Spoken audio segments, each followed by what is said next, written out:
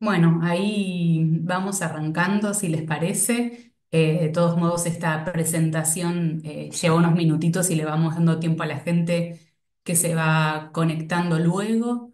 Este es la tercera charla o el tercer encuentro de este conversatorio abierto que se llama Cómo acompañar infancias y adolescencias que padecen violencias, prácticas que promueven vínculos de cuidado en las instituciones.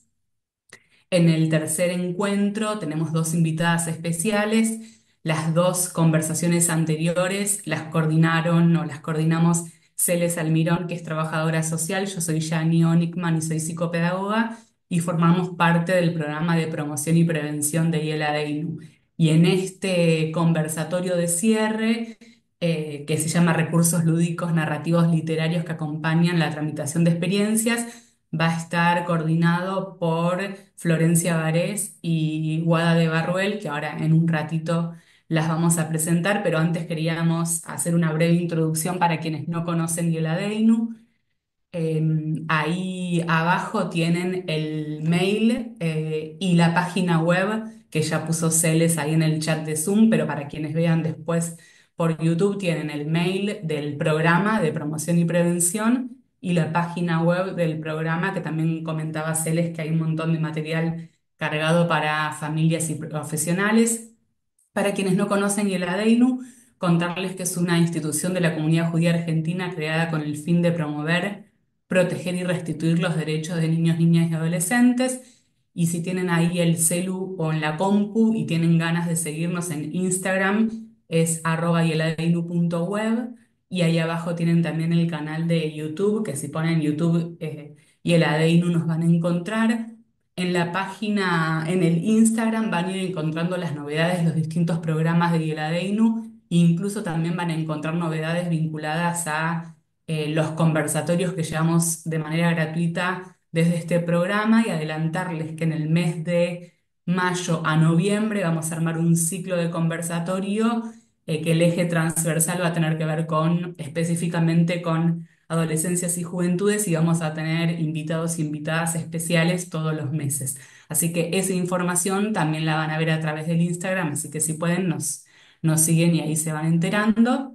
Y el ADINU para poder cumplir con este objetivo que recién les compartía, implementa dos grandes áreas, una de protección y una de promoción y prevención. En el área de protección hay un programa de integración comunitaria, uno de fortalecimiento familiar, dos hogares de niños y niñas, un centro de día, y todos estos programas de IELADEINU acompañan en todo lo relativo a la salud, escolaridad, judaísmo, crianza saludable, integración comunitaria y dispositivos complementarios de las familias, niños, niñas y adolescentes que forman parte de estos programas. En el área de prevención está el programa de promoción de derechos y prevención de maltrato infantil que coordinamos junto a Celes Almirón y el objetivo de este programa tiene que ver con propiciar espacios de reflexión e intercambio que permitan generar condiciones para que niños, niñas y jóvenes crezcan en contextos saludables donde promocionen sus derechos y se creen pautas de cuidado previniendo todo tipo de violencias. Y para eso llevamos a cabo distintas actividades. Una tiene que ver con ofrecer estos espacios abiertos de reflexión sobre la práctica o capacitación. También, como decía Celes hace un ratito, llevamos espacios de taller o de reflexión sobre la práctica o capacitación de manera cerrada a instituciones, espacios educativos, espacios de educación no formal, clubes, organizaciones sociales. Así que van a ver que en el chat les vamos a ir compartiendo un forms para quienes lleven a cabo su tarea con niños, niñas, adolescentes en algún tipo de institución y tengan ganas de llevar estas capacitaciones de manera gratuita a su espacio de trabajo. Si quieren eso, completan ahí el forms. Además de los espacios de capacitación de manera gratuita, también ofrecemos asesoramiento ante situaciones complejas. Tenemos esta página web donde vamos subiendo material y hace 2 años armamos unas guías de actuación para el cuidado y protección de niños, niñas y adolescentes, que es como un protocolo de pasos a seguir para prevenir violencias y también para pensar en, bueno, qué hacer cuando hay una situación de vulneración de derechos. Y además, en el área de promoción y prevención tenemos un programa que se llama Melavin, que es un espacio de formación de acompañantes terapéuticos y terapéuticas. Es un curso que se hace a distancia. Tienen ahí el WhatsApp de Virginia, que es la coordinadora del espacio, para hacer consultas respecto de la inscripción. Tienen ahí también en el volante el mail. Y estos espacios de formación arrancan a partir del 21 de abril el turno tarde y el 24 de abril el turno mañana. Así que bueno, todavía tienen tiempo para inscribirse o averiguar un poco más de información si tienen ganas de transitar este trayecto de acompañantes terapéuticos y terapéuticas. Y bueno, y ahora sí vamos a dar como inicio formal al conversatorio que nos convoca hoy, que se llama Recursos Lúdicos, Narrativos y Literarios que acompañan la tramitación de experiencias. Antes de darle la palabra a Flor y a Guada, queríamos hacer como una breve presentación de cada una de las dos. Flor estudió Ciencias de la Educación, Teatro, Narración y Títeres. Actualmente se desempeña como ludoeducadora en COPIF, que es un programa de salud comunitaria para primera infancia y sus familias en Villa 2124, Barracas, en la Ciudad Autónoma de Buenos Aires. También es educadora en el programa LEC, Lecturas Compartidas, Juegos y Relatos, del programa SET, dependiente del Ministerio de Educación de Cava. Ahí la ven a Flor en acción en este espacio que se llama COPIC, en Villa 2124. Y Guada de Barruel es licenciada en psicomotricidad por la UNTREF. Actualmente se encuentra cursando la maestría en salud mental comunitaria en la Universidad de Lanús.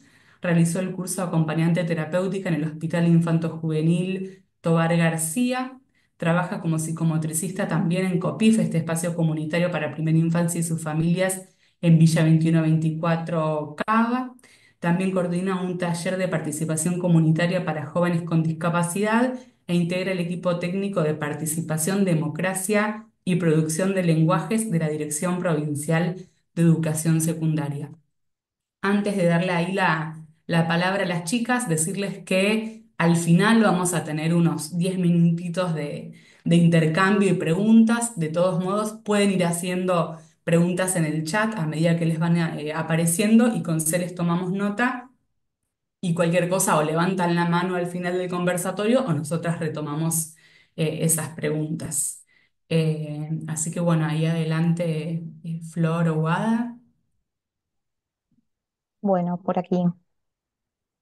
Em, Bien, bueno, bienvenidos, bienvenidas a este tercer encuentro em, titulado Recursos Lúdicos, Narrativos y Literarios que acompañan la tramitación de experiencias.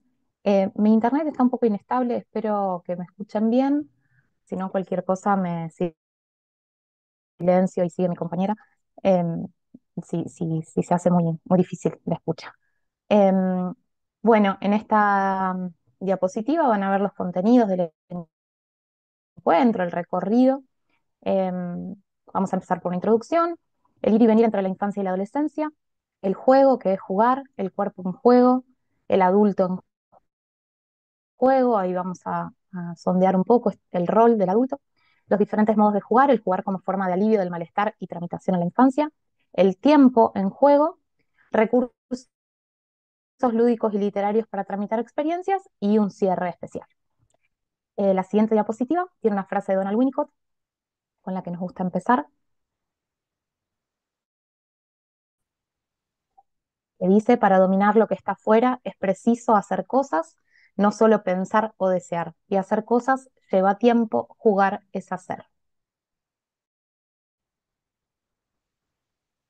Bueno, primero contarles que ambas trabajamos en COPIF, como les contaba Yani, que es un programa de salud comunitario para primera infancia y sus familias, ubicado en la Villa 2124 de Cava, en Barracas.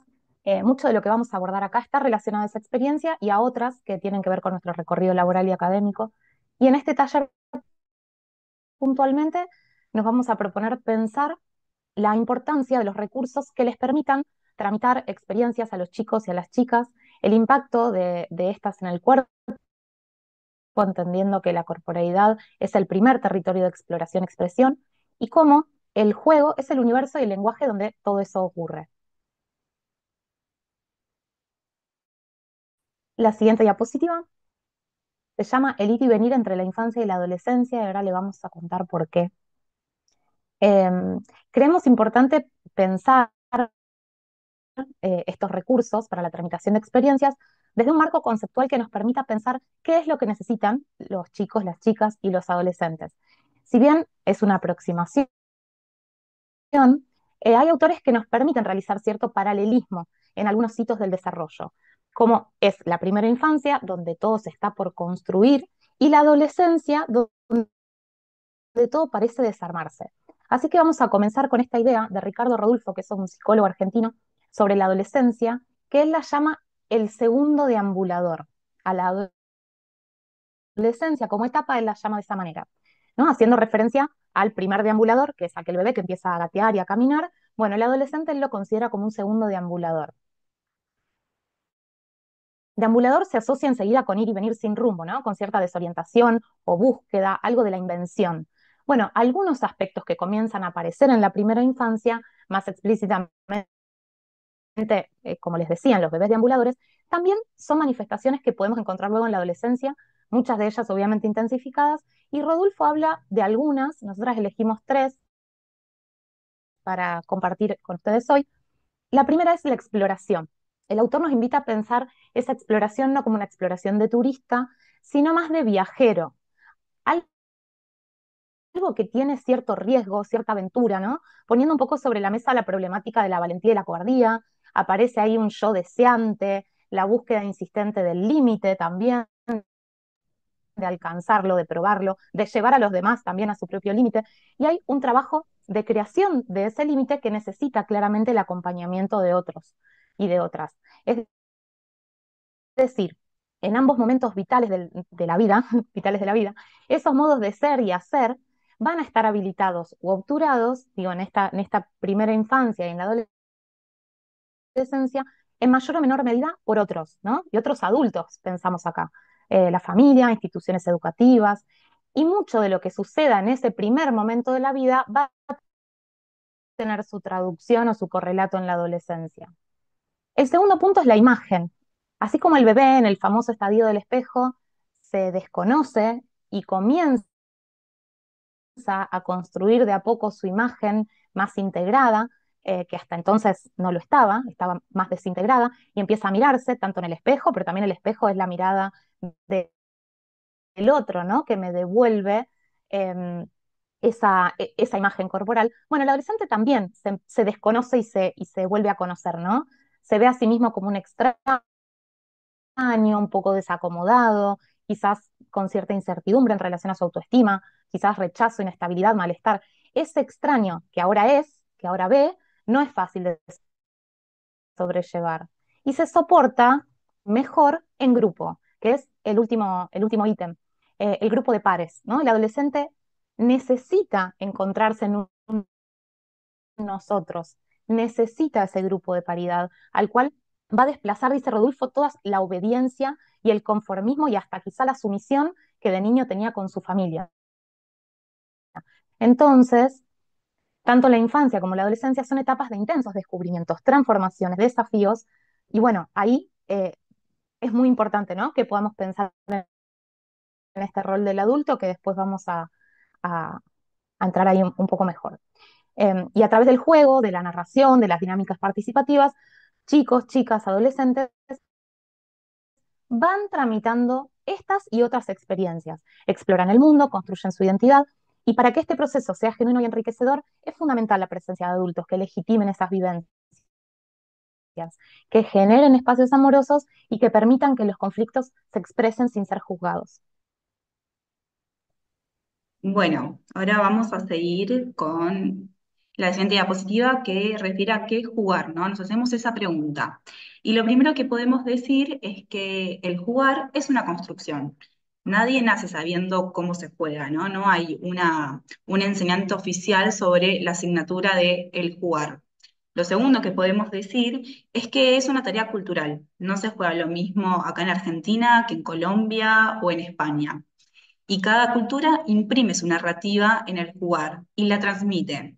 Y lo tercero que podemos decir es que es propiamente humana, por ende social. Y esto tiene un montón de implicancias que vamos a ir desarrollando a lo largo de este encuentro. Jugar también, dice Marina Marazzi, que es una fuente inagotable que nos convoca a poner en movimiento un archivo imaginario. Ella es una psicomotricista argentina. Habla de las imágenes, de las metáforas, de las sensaciones, se conservan y que se desarrollan cuando algo de la actualidad nos convoca, sea para festejar la alegría, para pensar el dolor, para imaginar el futuro, para comprender el pequeño mañana. En este sentido, dice que el jugar es un imán que liga, que une a lo disperso, que jugar es una manera de desplegar la vida, la vitalidad. Y por eso, muchas veces cuando terminamos de jugar, nos sentimos tan vivos, tan relajados, tan fluidos, tan satisfechos y alegres. Me parece interesante pensar el jugar como un cambio de perspectiva, un mirar y hacer desde otros lugares, ¿no? Que nos permiten ensayar nuevas formas y modos de pensar y de pensarnos y, ¿por qué no de hacer? Desde el juego, a partir de la creatividad, podemos reparar y transformar, por ejemplo, situaciones dolorosas. En este jugar a ser, crear, los niños, las niñas, se convierten en autores, ¿no? Decimos que el jugar a los niños y a las niñas les da autoría. Y es muy importante que esas escenas sean validadas y significadas por un otro. Y esto último nos permite empezar a pensar sobre el rol de las adultas y de los adultos en estos espacios lúdicos donde habitan los niños, las niñas y los adolescentes.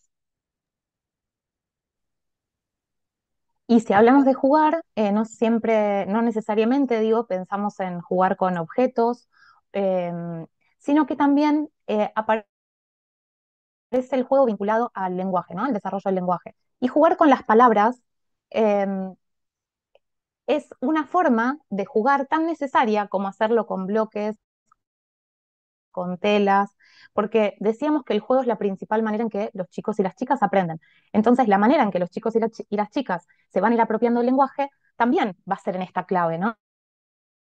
Las canciones, los trabalenguas, los versitos, los juegos con las manos, invitan a relacionarnos de forma lúdica con el lenguaje y quizás son juegos que no tienen un sentido específico o no buscan un resultado concreto, pero nos acercan a una dimensión del lenguaje fundamental, que no es la dimensión del lenguaje que utilizamos en la vida cotidiana, el lenguaje fáctico de, bueno, vení, traeme, bueno, ahora vamos a ir a hacer tal cosa, sino que es la dimensión lúdico-poética del lenguaje, que trae otra cosa, ¿no? Otro universo, nos permite disfrutar del ritmo, de la repetición, saborear los sonidos de las palabras, los tonos de voz. Los chicos y las chicas juegan con el lenguaje igual que lo hacen con la masa o con los bloques que arman, desarman, prueban, buscan, arman de nuevo. Y esa es la mejor manera de, bueno, eso, de apropiarse de las palabras, ¿no? El placer que produce jugar, bueno, que un poco ya lo estamos diciendo y lo vamos a seguir desarrollando, también se traslada este placer por jugar con las palabras. Y esto tiene un impacto directo en el desarrollo del lenguaje. Ya sabemos que las primeras formas de acercarse al lenguaje son más vinculadas a la oralidad, ¿no? Los bebés, las bebés distinguen muy bien los sonidos, los tonos de voz que les permiten ir leyendo el mundo. Ese sonido dulce con el que les hablamos a los chicos y a las chicas, que María Emilia López lo llama el maternés, ¿no? Que cambiamos ya el tono de voz para hablarle, los ruidos chistosos que hacemos cuando les queremos jugar, a veces cuando, no sé, queremos alertar un peligro o poner un límite, un gesto, como todas esas variables son maneras del lenguaje que permiten entablar una comunicación y los chicos y las chicas desde el principio de la vida van leyendo. Son dimensiones de la oralidad que van conformando el lenguaje que después obviamente se va a ir complejizando hasta llegar a las palabras y mucho después a poder leerlas y poder escribirlas. Y justamente el acercamiento a las primeras letras o palabras leídas y escritas tiene muchísimo que ver con todas estas experiencias previas que los chicos y las chicas van teniendo en relación a la palabra. La oralidad decimos que es como un colchón o un cimiento, como el piso, ¿no? Sobre el cual la lectura y la escritura se apoyan, se van construyendo. ¿Qué pasa cuando hablamos de chicos más grandes, ¿no? Ya no tanto de los bebés o o la primera infancia, de chicos de 6, 7, 8 o más grandes también. Bueno, sigue siendo igual de válido y necesario todo este juego con la oralidad. Obviamente vamos a tener que ir buscando otras formas de acercarles el mundo de las palabras, quizás otras canciones, otras historias, y acá hacemos también como un acento, ¿no? Quizás hay mucho más trabajo y mucha más dedicación y es un desafío más grande en situaciones donde chicos y chicas que tienen ahora 6, 7, 8, 9, 10 años, que no fueron sensibilizados en su primera infancia con cuentos, con canciones, con este universo, ¿no? de la oralidad. Todo esto que estamos diciendo tiene obviamente el valor inmenso que tiene el aprendizaje, pero fundamentalmente el juego y el juego con el lenguaje cumple una función vinculada al placer, al disfrute de compartir ese tiempo fuera del tiempo, ese tiempo de fantasía, porque para aprender cosas es muy importante el deseo de hacerlo y eso tiene mucho que ver con cierto enamoramiento por las palabras y por el juego. Bueno, acá sigo. Eh, ahora vamos a hablar de el cuerpo en juego. En los últimos años, y más con la sanción de la Ley de Educación Sexual Integral, que fue en el año 2006, surgió la necesidad de trabajar las emociones con los niños, con las niñas y también con los adolescentes. Y también apareció una demanda por parte de muchos adultos y adultas de que los más pequeños y las más pequeñas, y también los jóvenes, aprendan a regularlas. Bueno, acá nos hacemos la pregunta de qué entendemos por regulación emocional. Y acá siguiendo un poco a otra psicomotricista, voy a traer a Mara Lesberguís, también psicomotricista argentina, que dice que la define como la capacidad, bueno, define la regulación emocional como la capacidad cognitiva de manejar las emociones, ¿no? De una manera adecuada. Junto con esta perspectiva, se promueven técnicas de autocontrol que orientan a las personas a aceptar, a afrontar, a validar y a gestionar sus emociones de una manera individual, no con otros. Por ello, suelen utilizarse ejercicios, por ejemplo, de respiración o los colores que los vamos asociando a ciertas emociones y donde los vamos poniendo en frasquitos, y estrategias que sugieren descartar esos pensamientos negativos, enfocándose en aspectos que son positivos. Estas propuestas están en diálogo con una perspectiva que es individualista, ¿no? De la del autocontrol. Yo solo controlo aquello que me está sucediendo. Y nos preguntamos qué valor les damos a las emociones y si hay emociones que son más válidas que otras.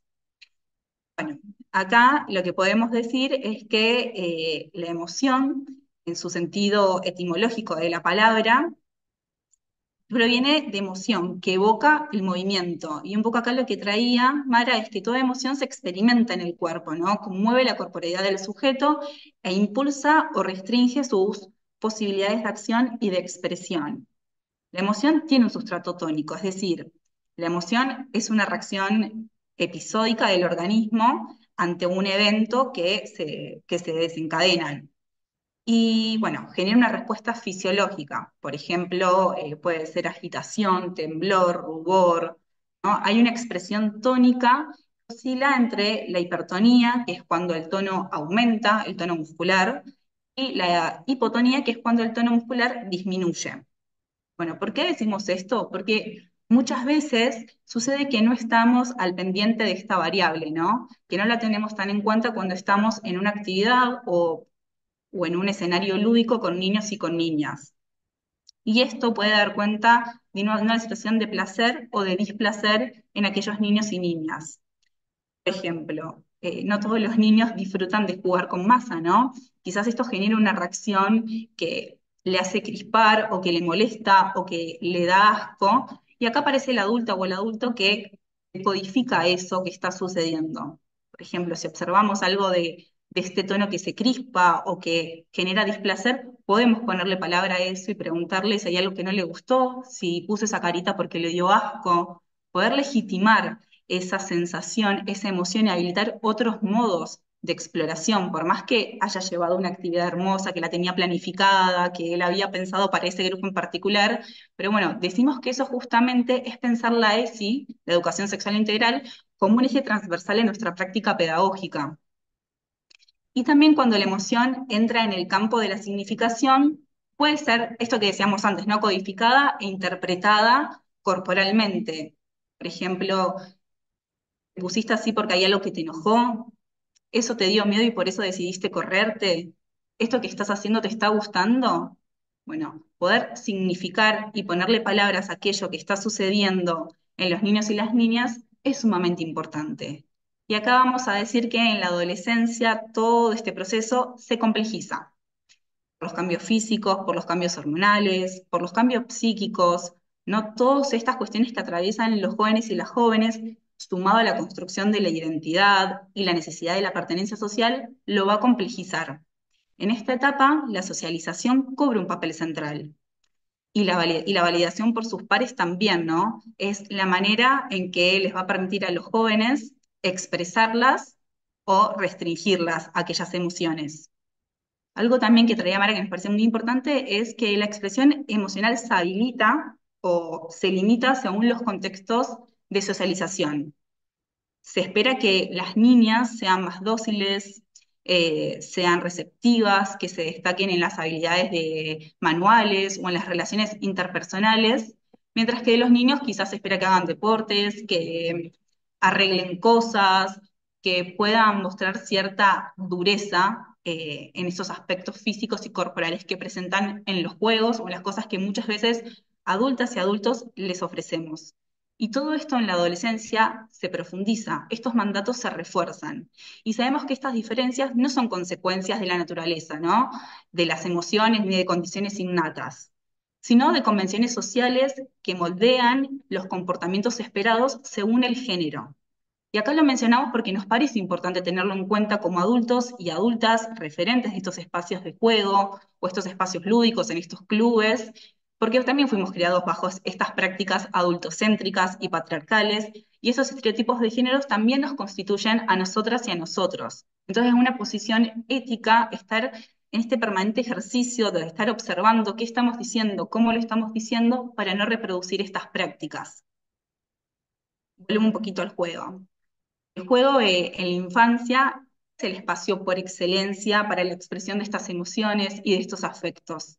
En el juego la regla primordial es no lastimar al otro, no dañar al otro. A medida que juegan, los niños y las niñas expresan, interpretan, elaboran sus emociones. En la adolescencia el juego, bueno, va a mutar a otras formas de interacción, que pueden ser el arte, el humor, la música, la exploración de nuevas experiencias, les va a permitir expresar y tramitar y reelaborar esas emociones.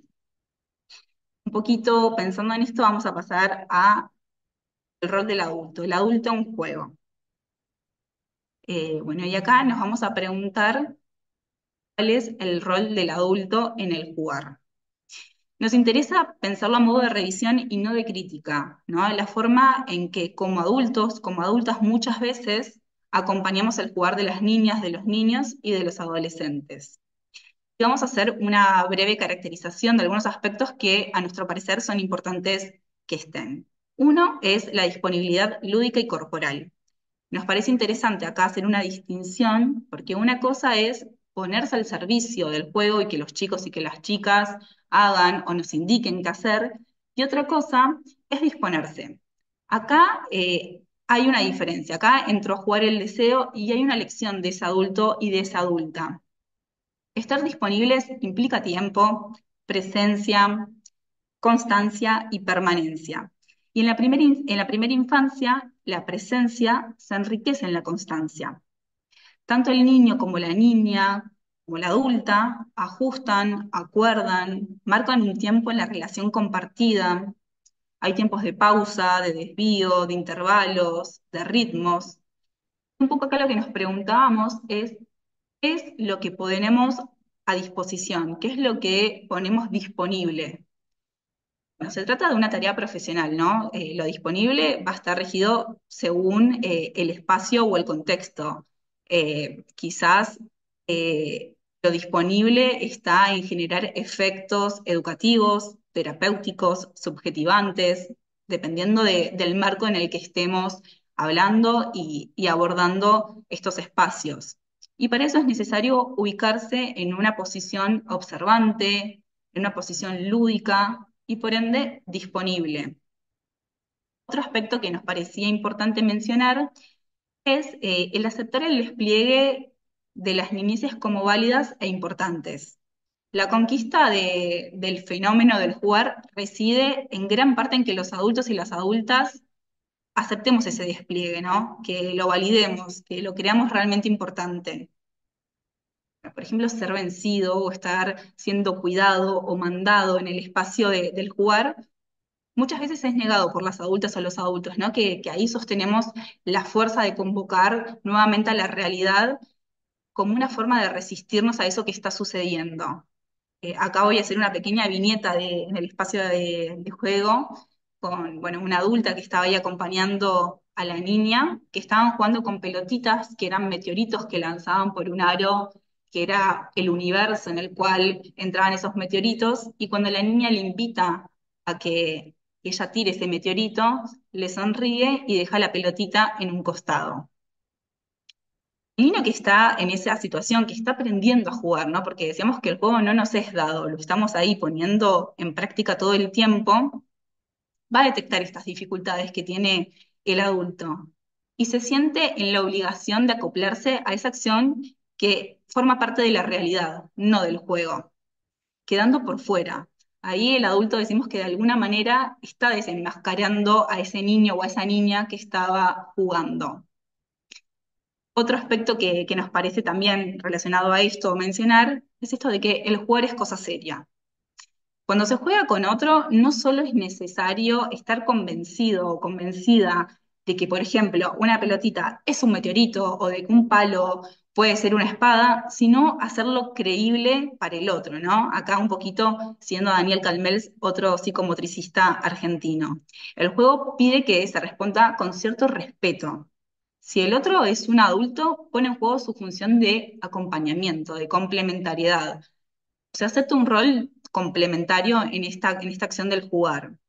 Por ejemplo, para que un palo que se convirtió en una espada ejerza cierta amenaza, cierto peligro, no se tiene que mostrar atemorizado, buscando un refugio, deseando que no le pase nada, ¿no? Tiene que estar ahí inmerso. Decimos que esto necesita cierto respeto, ¿no? Y es un poco lo que el juego espera de nosotros y de nosotras, adultos y adultas que estamos en ese escenario.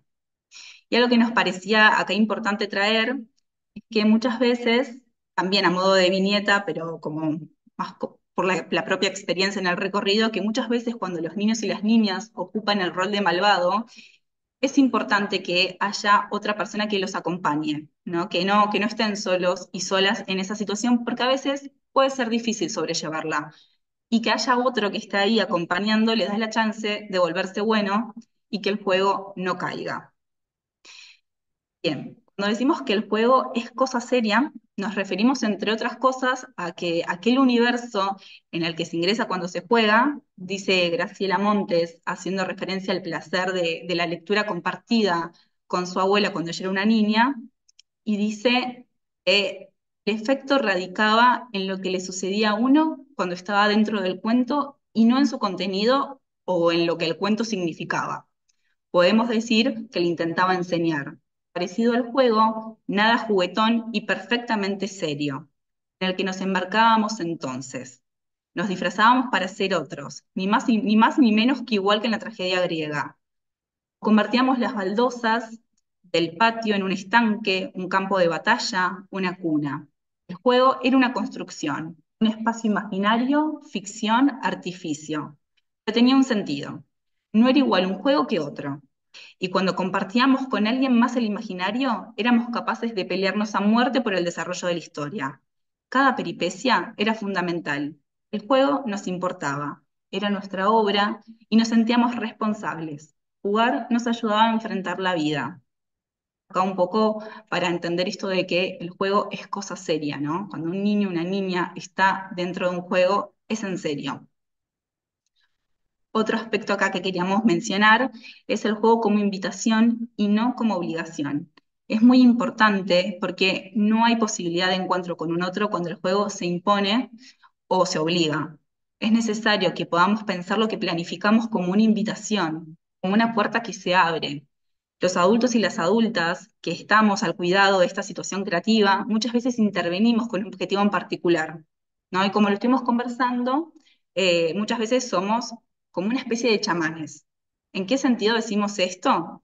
Bueno, abrimos la ronda, prendemos el fuego, invitamos a una danza, a un juego, y una vez que empieza a acontecer algo allí, a veces es preciso corrernos, siempre observando, siempre de una manera activa, pensando si es necesario volver a intervenir, si es necesario volver a entrar, ¿no? Estando con esta posición, esta disponibilidad lúdica corporal que mencionábamos antes. Entonces es esto, ¿no? Aunque nos corramos de la escena, es importante que podamos estar en esta posición. Luego queríamos mencionar otra característica que es la de la observación, que ahí un poquito la decía en esto de corrernos y volver a ingresar, ¿no? Poder observar los diferentes modos en que los niños y las niñas se acercan a estos objetos lúdicos que nosotras les presentamos, ¿no? Esta propuesta lúdica que hacemos. Acá es innecesario hacerse algunas preguntas cuando estamos observando estas escenas. Por ejemplo, ¿es un juego simbólico? ¿Es un juego más exploratorio? ¿Es un juego de descarga? Por ejemplo, autitos que se están chocando, un bloque que golpea el piso de manera insistente. Es un juego reiterativo, elige jugar siempre sola o solo, o si juega con otros y otras, si demuestra interés, si demuestra apatía frente a todas las propuestas lúdicas que hacemos, si se vincula de manera compulsiva y desorganizada con los objetos. Bueno, como ya estuvimos conversando, el jugar no nos es dado y por ende las niñas y los niños no siempre juegan, ¿no? Que estén en un espacio con objetos y los manipulen no quiere decir que estén desplegando un juego. Y es importante acá hacer la diferencia entre el jugar y la actividad lúdica, para entender cuándo es necesario acercarnos y acompañar esa escena, pensar si es necesario intervenir, proponer, prestar sentidos, significar, hacer crecer ese juego. Bueno, así un poco este abanico de posibilidades para pensar el rol de las adultas y los adultos en la primera infancia. Y pensando respecto a la adolescencia, nos parecía importante retomar un poquito esto de cómo pensar, ¿no? Esta etapa, ese momento de la vida. Y ahí tomamos a Estela Maris Firpo, que dice que la adolescencia es una zona de frontera, ¿no? Por eso la palabra esa liminalidad, como un umbral. Es como una zona de márgenes movedizos entre la dependencia infantil y la autonomía de los adultos, y va a decir ella, y los confines un tanto imprecisos de la madurez o inmadurez sexuales, de la formación de facultades intelectuales, de la ausencia de autoridad y la adquisición también de poderes. Es una travesía. Ella dice, no se pertenece a una edad, se la atraviesa, ¿no? Porque es vivida justamente eso, como un umbral, un margen, una frontera. Y ahí el rol de los adultos es tan necesario como complejo, por eso es importante poder ir pensando esto con otros y con otras, ¿no? Para poder acompañarlos y acompañarlas a esos adolescentes a caminar sobre esos umbrales.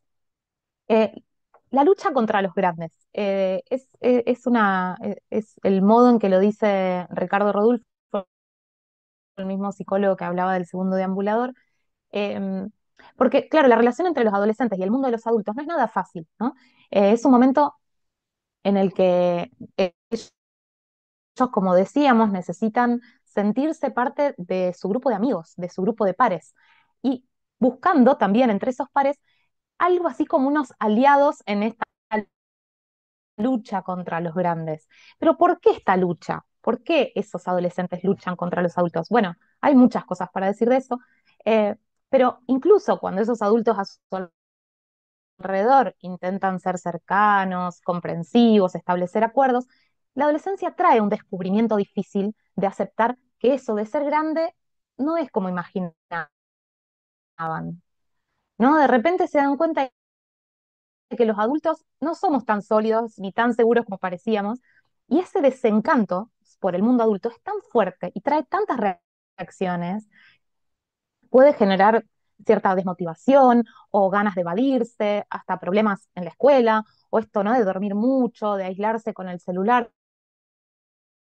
es que ese adulto ideal que tenían en la cabeza, que tenían en ese momento de la infancia, ¿no? Se les cae, se les cae esa imagen. Y con esa imagen, además, con ese adulto, también se les va cayendo la idea de que algún día van a ser esos adultos que imaginaban. Es un proceso muy duro, muy largo, y está lleno de emociones intensas, ¿no? Pero también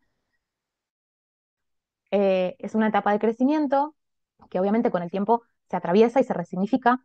Y por eso este último punto de la disponibilidad, ¿no? Así como Wadi hablaba hace un rato de la disponibilidad del adulto en un espacio de juego para los chicos y las chicas, bueno, es un desafío pensar la disponibilidad para los y las adolescentes, porque también la requieren, también nos necesitan ahí, necesitan que no nos corramos, que estemos disponibles, que podamos contener aquello que muchas veces en la adolescencia desborda, sin desacreditarlos, validándolos.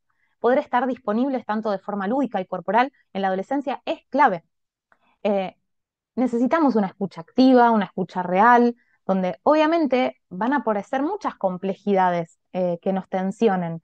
Y eso también es saludable que aparezca, ¿no? Siempre y cuando haya un adulto que pueda, como decimos, escuchar, habilitar, limitar amorosamente sin esquivar el problema.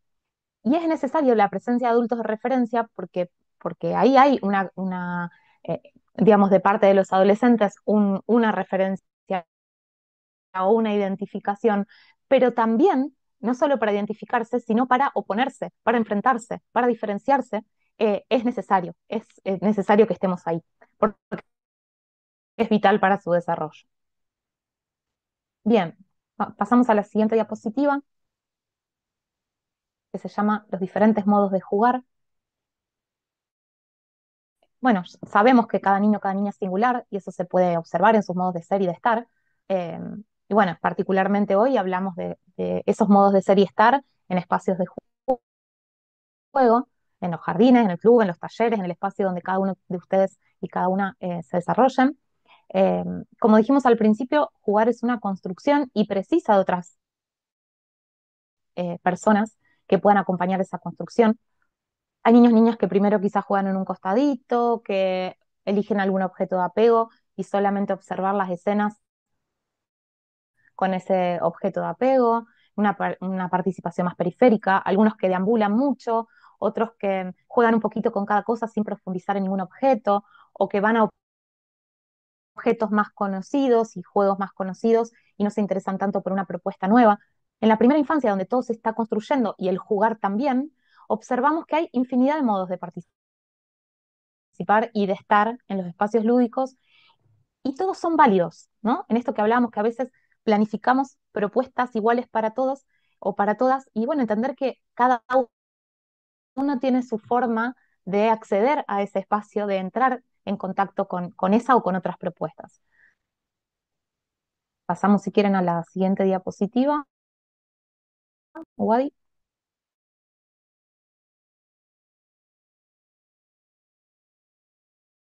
Bien. Bueno, decimos que en el jugar el niño y la niña se apropia de su cuerpo, ¿no? Puede acercarse a lo incómodo, a lo abandonado, volver a relacionarse con aquello que quizás produjo algún dolor. Y algo se va curando cuando empieza a deslizarse otra vez, ¿no? El alivio viene de aquello que vuelve a participar, de lo que se reencuentra, de lo que recupera su valor, ¿no? De lo que puede disfrutarse también. Jugar es una experiencia de conexión con la vida. Cuando los chicos y las chicas juegan, están plenamente involucrados, ¿no? Se sienten seguros, están concentrados y comprometidos en eso que están haciendo. Aprenden, pueden afrontar dificultades y también pueden crear y disfrutar, ¿no? A través del juego se construyen y tienen la posibilidad de transformarse. Jugar es hacer, afirma Winnicott, y todo niño y toda niña juega y lo hace por diversas razones, porque tienen ganas y les gustan, porque les da placer, porque les sirve para canalizar su agresividad, porque pueden aprender cosas nuevas, porque también pueden ensayar situaciones de la vida cotidiana. Hasta podría decir que se juega para sobrevivir, ¿no? Dice Marina Marazzi que el cuerpo es natural al juego y el juego es natural al niño. Y es sabido que si un niño no juega es porque algo anda mal, ¿no? Y en la siguiente diapositiva vamos a pensar el juego como favorecedor del bienestar.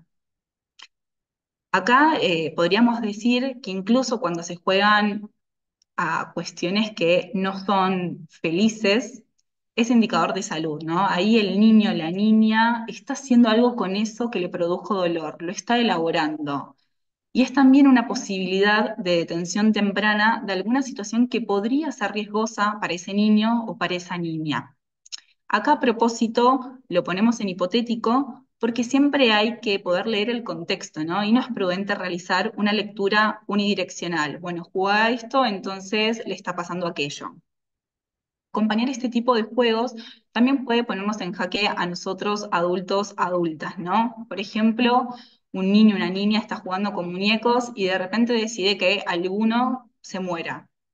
Bueno, ahí muchas veces aparece la ansiedad adulta que empieza a invadir con preguntas, bueno, pero ¿qué le pasó? ¿Se enfermó? ¿Querés que llamemos a la ambulancia? ¿Lo curamos o lo resucitamos con alguna pócima mágica? Bueno, no, acá también la importancia de intentar registrar si hay algo que de esto que me angustió, si me está operando la propia angustia, si necesito de un otro que me acompañe. Entonces, la importancia acá del trabajo en equipo, de poder conocerse, de poder retirarse si una escena nos angustió mucho y que haya otra persona que me conozca y que conozca el espacio de trabajo, ¿no? Poder cuidar también el espacio de juego de los niños y de las niñas y también poder cuidarse a una misma. Eso hablamos del trabajo interdisciplinario, del trabajo en equipo, de poder estar haciendo estas lecturas in situ, ¿no? Eso que ocurrió y de forma ahí estratégica decido y hago algo para cuidar el espacio privilegiado de juego de los niños y de las niñas. También pensamos cuando por el contrario hay alguna dificultad para que pueda expresarse a través del juego, ¿no? Acá es necesario que aparezca el acompañamiento del adulto, ¿no? Para contribuir a que el niño o la niña, bueno, pueda desplegar el juego, que le dé lugar a que se juegue lo que se tenga que jugar, a lo que el niño o la niña propone en esa situación lúdica. También es importante poder detenernos en que no forzamos escenas lúdicas, ¿no?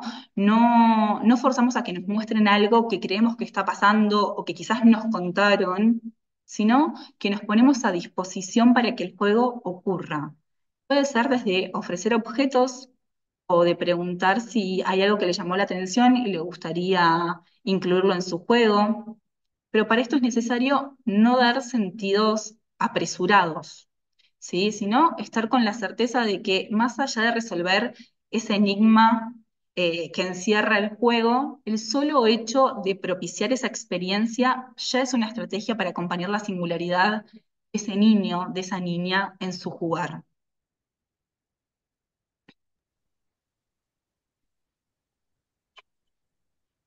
Pasamos a la siguiente diapositiva. Y otro aspecto que nos parece importante si pensamos en recursos para tramitar experiencias es el tiempo en juego. ¿El tiempo es uno solo? Nos preguntamos. Todos los niños y las niñas necesitan el mismo tiempo, como decíamos antes, para comenzar a jugar, para terminar un juego, para adaptarse a un espacio nuevo, para dejarlo. Em, ¿Qué podemos hacer cuando un niño o una niña se angustia o tiene un estallido emocional frente a esta situación? Ante, por ejemplo, la necesidad de terminar un juego, de abandonar un juego. Bien, entonces, en primer punto, como pensar qué noción de tiempo se tiene en la primera infancia, ¿no? Algo que todavía no tienen incorporado esa noción de tiempo, es muy abstracto, está en proceso de ser entendida. Todavía no pueden comprender, bueno, en un ratito, en 5 minutos, una hora, mañana. Son frases que no alivian porque no tienen un sentido para ellos y para ellas. Poder acompañar esos procesos requiere, bueno, de creatividad, de cuerpo, de paciencia. Entonces pensamos en algunos recursos, ¿no? Para acompañar esta construcción de la temporalidad. Eh, bueno, el jardín también utiliza muchos recursos para esto, ¿no? Para algo también de la secuencia, de lo que va a ocurrir. A veces explicamos la temporalidad a partir de, bueno, cuando el sol es de día, cuando está la luna es de noche, o bueno, contarles, bueno, primero vamos a tomar la leche, después nos cepillamos los dientes, después nos cambiamos, después nos lavamos las manos. Otras veces no alcanza solo con la palabra y es necesario acompañarlo con imágenes que ilustran esos momentos. Em, Nosotras hacemos algo en nuestro espacio de juego, en Copif, que les contábamos antes, hacemos algo que siempre lo sostenemos, que es anticipar el momento del cierre del juego, ¿no? Ya sea un juego que se termina porque va a empezar otro o porque va a terminar la jornada. Esto lo anticipamos unos 5 minutos antes de que termine el juego para que los chicos y las chicas puedan ir haciendo la idea de que ese juego está por terminar y que puedan ir abandonando ese universo del que nos hablaba Graciela Montes, ¿no? Que se meten y parece que es otra dimensión, poder ir saliendo de a poco, ¿no? No hacer un corte abrupto por esto que decíamos de que jugar es cosa seria y de que es en serio lo que está sucediendo ahí. Entonces anticipamos con una voz que nos puedan escuchar todos y todas, o en el caso de que no se pueda, ir grupo por grupo y avisar. En un ratito vamos a terminar este juego para pasar a lo que venga. Y muchas veces usamos el recurso de las manos, porque hay algo de lo concreto que sucede, ¿no? Jugamos todo este tiempo y ahora nos queda este ratito. Y cuando este ratito se termine, vamos a guardar lo que estamos haciendo, ¿no? Los juguetes con los que estamos jugando, demás. Esto es súper importante porque pueden realmente observar cuánto tiempo queda, ¿no? En esto que es tanto una idea, bueno, así se materializa. Em, y obviamente también lo hacemos cuando estamos por despedirnos, ¿no? Cuidando esto que decía Graciela Montes, aquel universo en el que se ingresa cuando se juega. Y muchas veces no es suficiente y hay que acompañar de todos modos la frustración, que a veces se manifiesta en llanto o en enojo, pataleo, se esconden abajo de la mesa si no quieren salir, no quieren terminar el juego, pero lo que sí es seguro que no es lo mismo si anticipamos o si no lo hacemos. Y esto además, repetido en el tiempo, si lo hago siempre, tiene efectos subjetivantes en cada chico y cada chica y se convierte en aprendizaje. Y pensando en esta anticipación y en la importancia de los pasajes, pensamos en recursos, estos rituales de inicio, de transición y de cierre, también como recursos, ¿no? Que esto también en los jardines aparece mucho. Los rituales de inicio son una especie de ceremonia al llegar, es importante, es qué bueno que llegaste, te estábamos esperando, ¿no?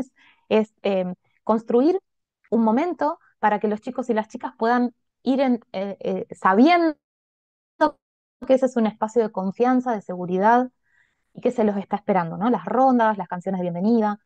Después están las transiciones de una actividad a otra, ¿no? Anticipamos que una actividad se termina porque va a empezar otra. Bueno, Marina Marazzi, que Wada la nombró varias veces, las entiende como pasajes a estas transiciones, un momento entre, ¿no? Es un tránsito entre dos actividades, dos posturas, dos ciclos, dos ritmos, porque a veces es un momento muy corporal y pasa a un ritmo de nos sentamos en las mesas a dibujar. Eso requiere una transición, ¿no? Requiere un momento, requiere un tiempo.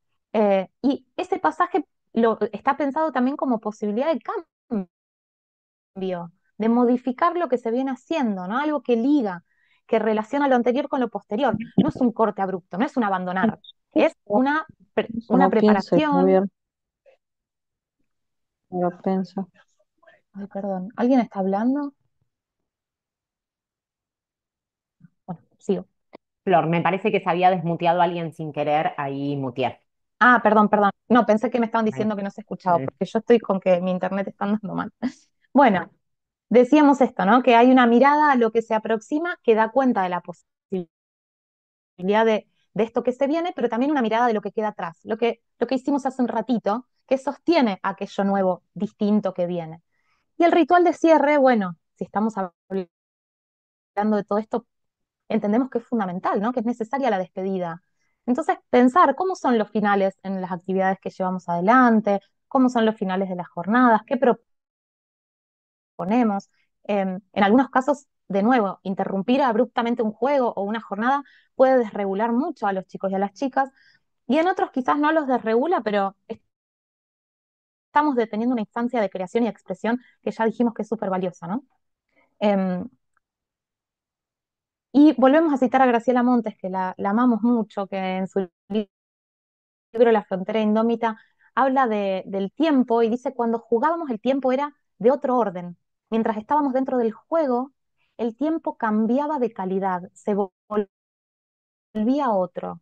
Por momentos nos parecía que todo estaba quieto, como si hubiésemos alcanzado una especie de eternidad. Es hermoso eso que dice. Y de pronto, por- porque nos llamaban para ir a comer o porque el amigo pronto se tenía que volver a su casa, nos dábamos cuenta de que el tiempo había corrido vertiginosamente y quedábamos desconcertados y me parece que también un poco dolidos. Es precioso. Y porque esto, ¿no? Poder establecer que estamos terminando y quizás repetirlo, repetir algún ritual de cierre en todos los encuentros, ayuda mucho para que lo vayan incorporando como ritual hasta internalizar que ese ritual da cuenta del último momento del juego. Y aquí, bueno, seguimos con los recursos lúdicos y narrativos, que sería la siguiente diapositiva. Bien, sí, vamos con los recursos lúdicos y narrativos. Una elección situada. Bueno, acá, desde ya que la lista podría ser infinita y no es que vamos a pasar ahí como tips de cuáles son, pero sí queríamos pensar la importancia de que estos recursos lúdicos, narrativos y literarios sean elegidos de una forma situada. Es decir, reconociendo que las experiencias de la infancia y la adolescencia están atravesadas por el contexto sociocultural, histórico y comunitario en el que se desarrollan. Esto implica que los recursos que utilizamos para acompañar y transmitir experiencias deben ser significativos para quienes los reciben y deben dialogar con sus realidades, con sus intereses, ¿no? Pensar los recursos situados no es una cuestión metodológica, sino una posición ética y política, ¿no? Implica reconocer a los niños, a las niñas y a las y los adolescentes como sujetos activos en esta construcción de sentido, validando sus experiencias, sus modos de ser y de hacer. Luego creo que es en la otra diapositiva están los recursos situados, que un poco ahí estábamos pensando, voy a retomar algunos que mencionó Flor, y voy a profundizar en otros. Primero, queríamos detenernos en los más chiquitos y las más chiquitas, ¿no? En estos juegos de crianza y protolenguaje que Flor un poquito antes hablaba de esta relación entre el juego y el lenguaje, ¿no? Estos juegos sencillos como jugar a aparecer y desaparecer con una sabanita, ¿no? Las canciones con gestos, con movimientos que enseguida captan la atención de las bebés y de los bebés y de a poco aparece la imitación de eso que le estamos haciendo, nos devuelven la imitación de ese gesto, de ese movimiento que hicimos, ¿no? De algo de eso que le fuimos ofreciendo. Son recursos que favorezcan la interacción temprana y ese vínculo afectivo. Esto que decía Flor en relación al maternés, al tono de voz que uso para hablarle a ese bebé, a esa bebé, de decirle algo lindo, de contarle alguna cosita que pasó, o cantarle una canción, de las posturas que elijo cuando los tengo a UPA. Y ya un poquito más creciditos, ya deambuladores, vamos a pensar en los refugios y en los espacios de juego, ¿no? La construcción de estas carpas con telas, con cajas, esos rincones especiales que muchas veces armamos en los espacios lúdicos, ¿no? Desde tener un lugar donde resguardarnos de la afuera, profundizar en esta ausencia-presencia, pudiendo elegir cuándo la niña o el niño aparece o desaparece o espía. Antes había una sabanita que alguien la ponía y la sacaba, ahora son ellos y ellas decidiendo aparecer o desaparecer. También la construcción de este refugio con todo lo que eso puede significar, ¿no? El ponerse de acuerdo con otros niños y niñas, pasa a ser ya un trabajo colaborativo. También se empiezan a desplegar recursos psicomotrices como pensar el adentro y el afuera, el arriba y el abajo. Bueno, empiezan a aparecer un montón de otras cuestiones en esos cuerpos que se están redescubriendo ya en estos escenarios lúdicos. También cómo presentamos los materiales, ¿no? De qué forma las presentamos. Decimos de que sea atractiva, de que sea cuidada.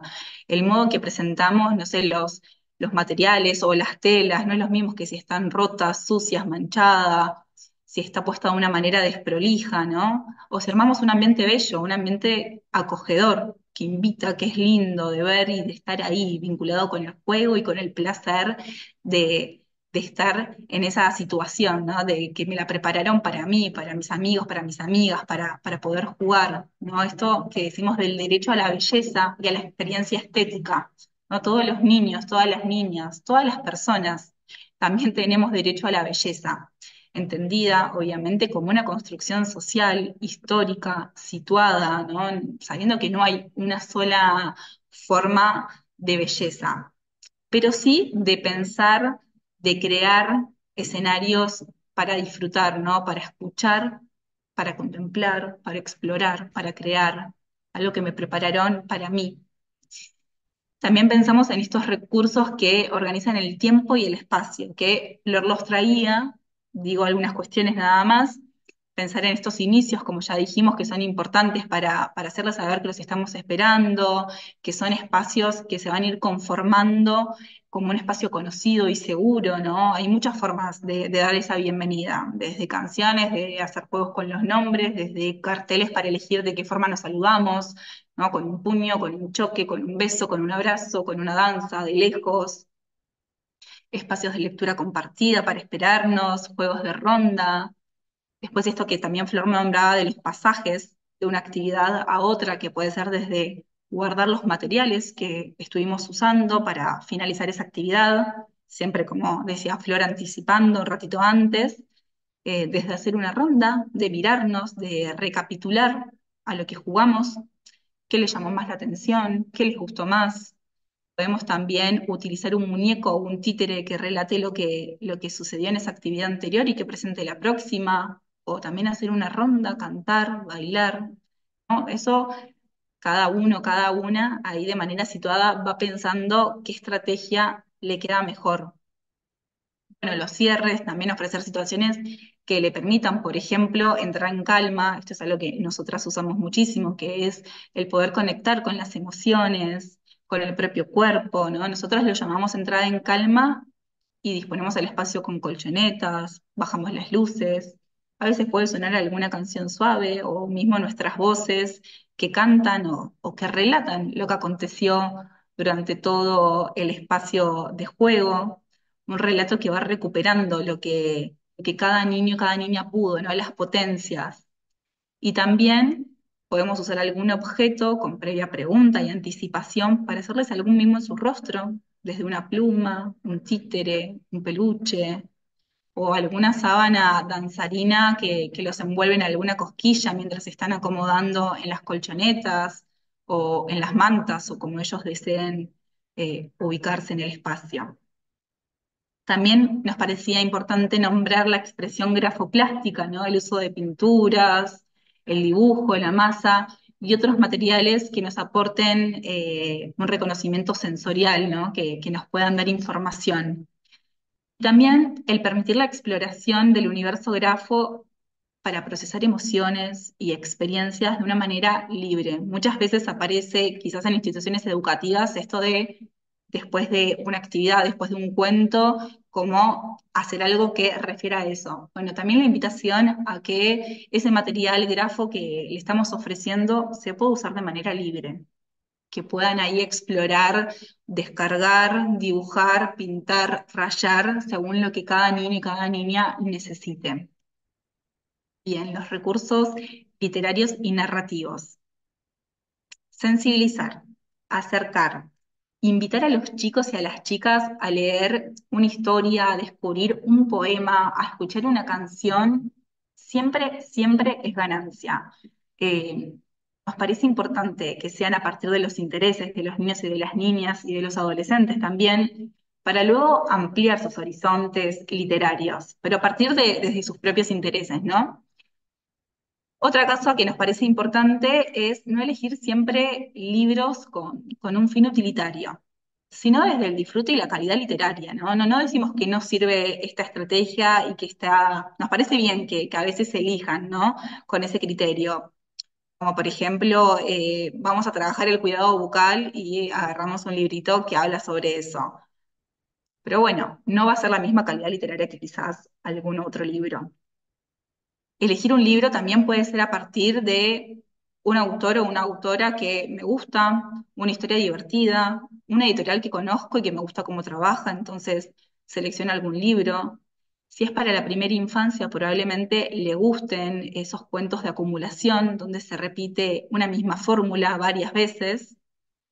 Bueno, y hay un montón de criterios que podemos tener en cuenta y también hay un criterio que nos parece muy importante, que son aquellos libros que a nosotras nos marcaron, nos dejaron huella, nos conmueven, ¿no? Como nos dan ganas de compartirlos con las niñas, con los niños, con las y los adolescentes. Eso también es algo que seguramente sea bien recibido cuando lo llevamos con la emoción, con las ganas y el deseo de que otros y otras también conozcan ese cuento, esa historia.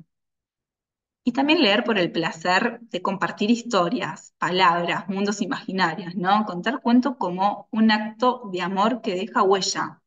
Leerles no tiene, o no siempre, tiene que tener un para qué, ¿no? De hecho, debería ser un objetivo en sí mismo. Compartir un cuento con el fin de compartir un cuento y confiar en ese acto en el cual le estoy regalando un pequeño mundo.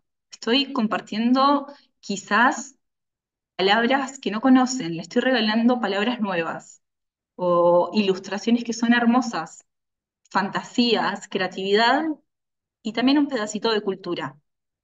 Leer un cuento, como decíamos, es un acto de amor y el amor, si bien no tiene fines utilitarios, sí deja huella, deja marca subjetiva. No es lo mismo si está a que no esté. ¿No?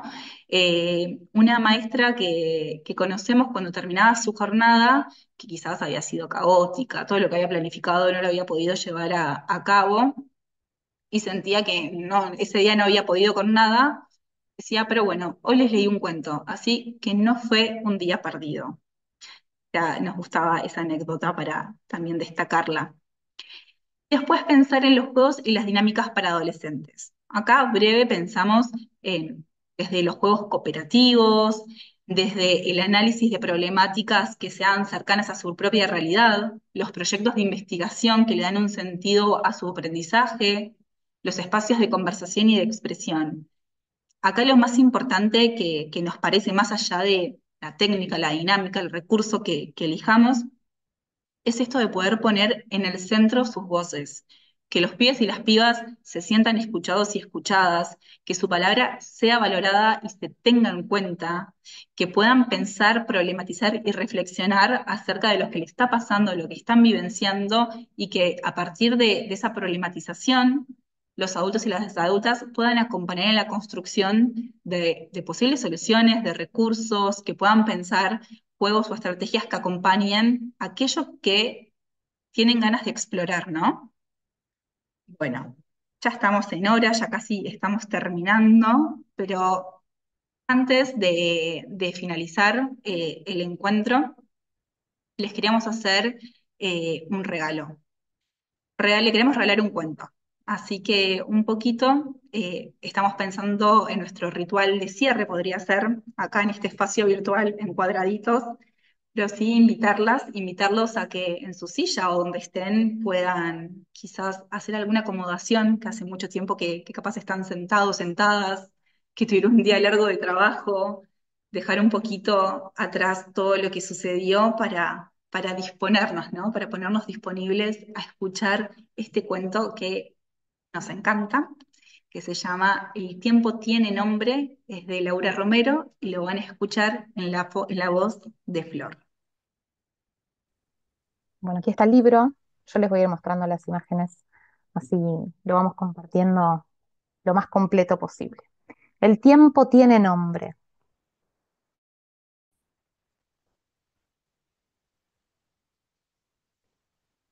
Mamá, espérame, no vayas tan deprisa.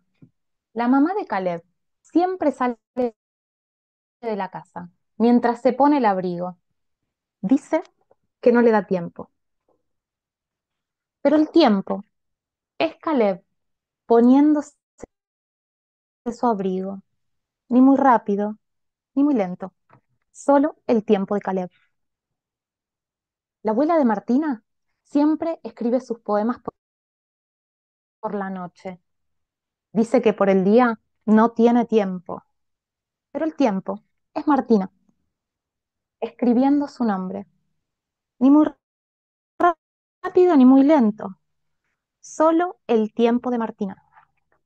El tiempo también es Zoe a punto de dormirse. Sebastián, eso es comida para perros. Mientras el vecino de Nicolás hace las compras, también lee las noticias en el celular.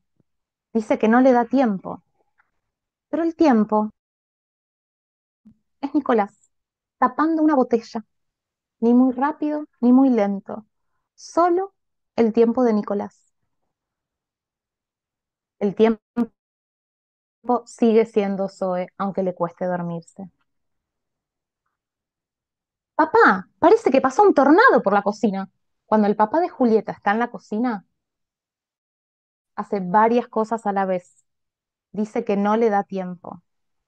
Pero el tiempo es Julieta, pelando una mandarina, ni muy rápido ni muy lento, solo el tiempo de Julieta.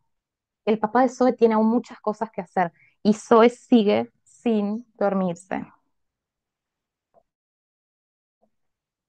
Tomás, se te van a salir los zapatos. Cuando el hermano de Chloe sale a la calle, siempre va con los cordones desatados. Dice que no le da el tiempo.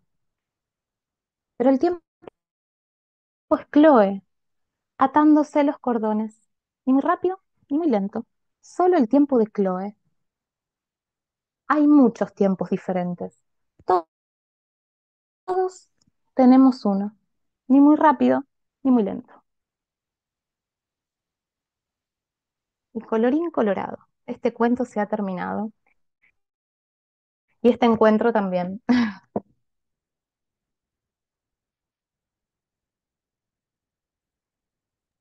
Gracias por estar del otro lado. Gracias, chicas. Súper interesante ese cuento, escucharlo es un placer enorme cada vez. Antes de dejar de compartir pantalla y dar ahí un espacio para el intercambio, queríamos volver a compartirles la literatura que les recomendamos en el encuentro anterior, que quizás lo hicimos un poquito más rápido porque no teníamos tiempo, hablando de los tiempos, pero bueno, ahí tienen algunos. Y acá en la otra plaquita les compartimos los siguientes. Y bueno, para cerrar ahí otra vez tienen el mail y la web del programa y ahí voy a dejar de compartir pantalla así nos vemos las caras. Gracias, Guada y Flor, la verdad que es súper interesante cómo fueron también enlazando. Me parece una tarea como muy el poder ir trayendo recursos y, para adolescencias y para niñeces. La verdad que es una tarea ahí difícil la que les tocó. Y en esto de pensar el jugar o los recursos narrativos, súper interesante. No sé si hay alguien tiene Sí, había algo. ya una pregunta y yo también algo que le sumo a lo que vos le dijiste a Guada y a Flor. Me parece que también súper interesante en estas épocas en las que las adolescencias también son sumamente interpeladas, pensar desde lo propositivo, ¿no? A veces cuando pensamos en adolescencias lo pensamos desde el problema que ustedes, entonces me parece que hay algo ahí de pensar en cómo podemos acercarnos a los y las adolescentes desde otros lugares.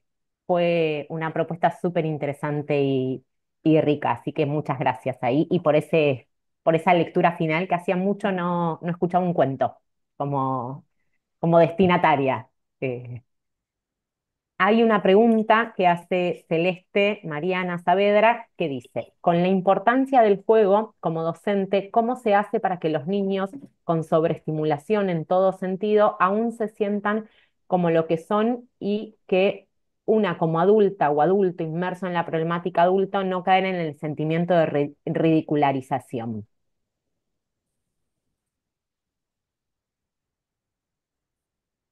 Yo no sé si está Celeste, dijiste, que Sí, se llama.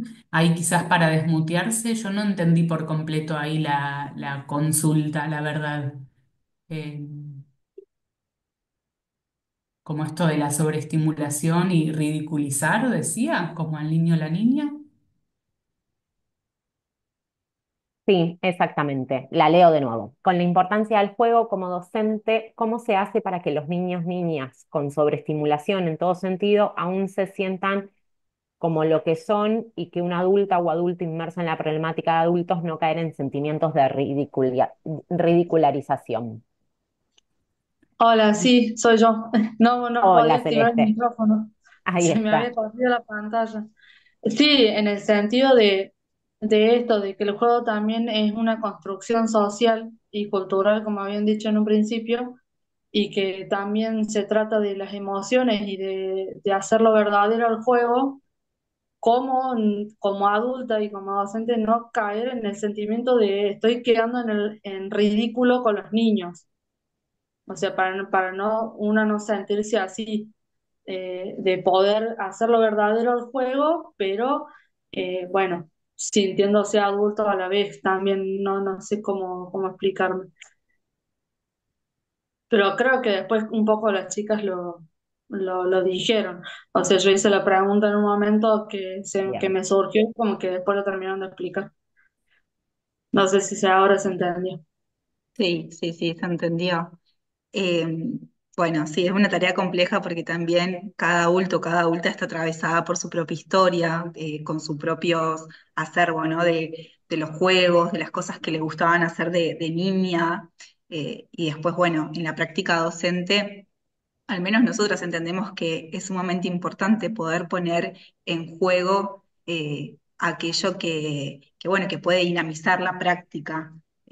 Pensando en la sobreestimulación que tienen los niños y las niñas, me parece que la institución educativa, el club, los espacios culturales son como una trinchera de resistencia, ¿no? Son espacios donde nos permiten conectar con la mirada, con las emociones, con lo lúdico, con lo artesanal, ¿no? Con esto que decíamos, bueno, un cuento es también un regalo, ¿no? Llevar un poquito de la cultura, llevar un poquito de la imaginación, de la creatividad.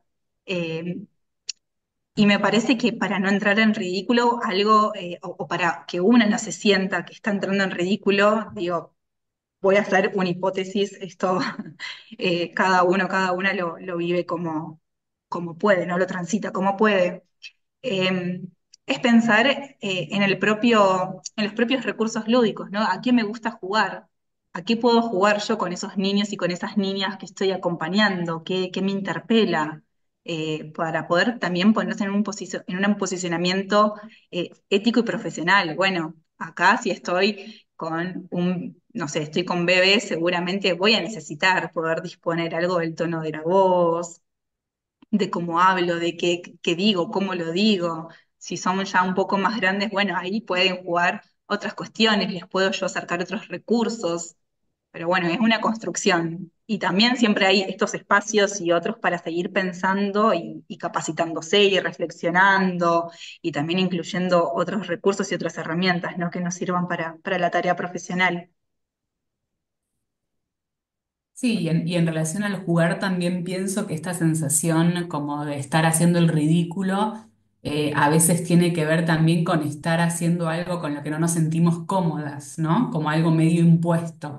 Entonces también, bueno, animarnos ahí como adultas, bueno, hay cosas del juego con las que no me siento cómoda y siento que estoy impostando una postura.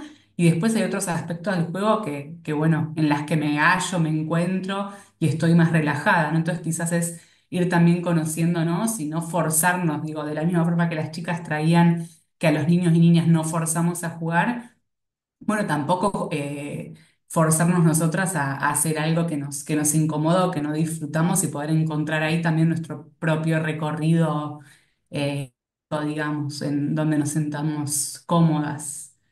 Sí, y ahí hay algo que nosotras con Yanni decimos siempre en los espacios de conversatorio, que es también las personas adultas tenemos a veces ciertos límites y también está bueno poder decírselos a las niñeces, ¿no? Si a mí hay algo de lo que está sucediendo, que esto que dice Yanni, que no me siento cómoda, podemos también decir, ay, a mí jugar a esto no me sale tan bien, ¿viste? No, no me sale como a vos. También poder validar eso, que las personas adultas no siempre no sabemos todo, no hacemos todo bien, hay cosas que nos salen y hay cosas que no nos salen. Y eso también me parece que en el juego tenemos que poder animarnos a hacerlo como lo hacemos. Yo sé que es muy difícil porque es de construir una matriz muy arraigada, ¿no? En la que hemos crecido, pero hay que poder animarse a poner en palabras, uy, a mí este juego no me sale bien, o no sé cómo, no me siento cómoda. Poder poner en palabras me parece que también está buenísimo en la experiencia que transmitimos hacia los chicos y las chicas. Perdón, agrego una cosita más por esto que pregunta Celeste, pero en general para todo el encuentro que tuvimos hoy, em, pensar que aparece mucho esta imagen de, o esta frase de, bueno, vuelvo a ser niña cuando juego, ¿no? Que sí hay un poco de eso, es cierto, pero también los adultos y las adultas jugamos desde nuestra adultez, ¿no? No desde nuestra infancia, porque ya somos adultas. Y más si somos las adultas referentes del espacio de juego, ¿no? No podemos convertirnos en niñas para jugar, ¿no? Tenemos que estar ahí disponibles para los niños y las niñas que están jugando. Como esto que decíamos, ir habilitando en todo caso, ir abriendo puertitas para jugar y quizás corrernos, ¿no? Es simplemente, quizás es estar un ratito y después corrernos, pero también entender que vamos a estar en ese espacio también con el rol que nos confiere el marco del lugar donde trabajemos. Si somos docentes, si somos terapeutas, eh, si somos acompañantes, ¿no? Como en función del objetivo que también tengo ahí en ese espacio. Y también eso va a ser una pista para entrar a jugar.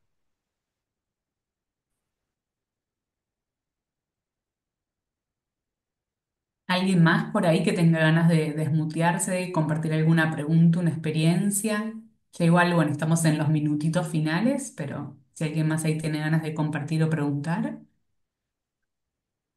Yo-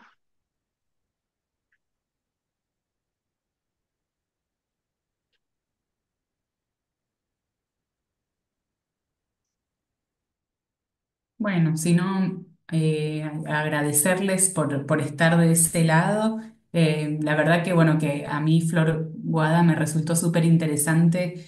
Pensaba un poco como en el posicionamiento ético que ustedes proponían en el jugar y como lo parecido que era, a pesar de las circunstancias cuando con Celes traemos como situaciones de violencia o cómo es el rol del educador, la educadora, digamos, este posicionamiento ético siempre, digamos, sigue siendo el mismo.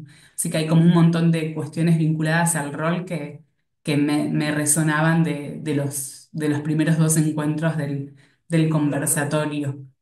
Así que bueno, gracias chicas ahí por la disponibilidad súper generosas ahí con toda su experiencia y conocimiento.